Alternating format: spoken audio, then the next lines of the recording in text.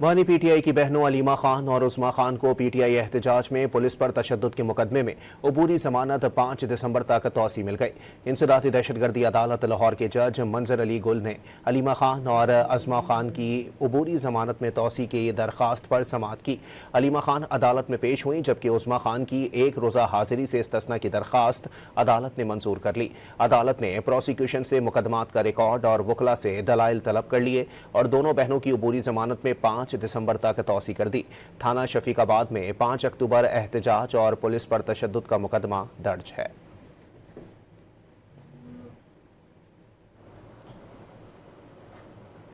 वहीं पीटीआई की बहनों अलीमा खान और उस्मा खान को पीटीआई एहतजाज में पुलिस पर तशद्दुद के मुकदमे में अबूरी जमानत 5 दिसंबर तक तौसी मिल गई।